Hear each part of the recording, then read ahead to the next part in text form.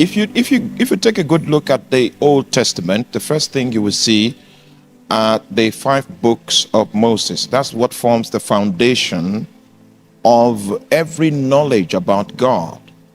Subsequently, we now have the books of poetry, and eventually the books of the prophets.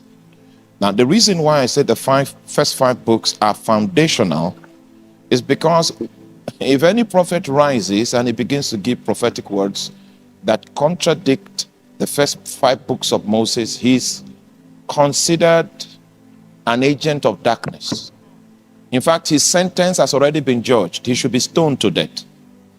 So the foundation of theology in the Old Testament was the first 5 books, and then the superstructure that develops out of that foundation is the poetry books and the prophetic books. When you come to the New Testament, the foundation of New Testament theology is what was captured in the effort of Jesus in the book of Matthew, the book of Mark, in the book of Luke, and in the book of John. There is nothing that happens subsequently that is a contradiction to the foundation that was laid in the Gospels. So subsequently, we now have the epistles, which is a build-up of the concept that Jesus introduced, because Jesus, are you with me?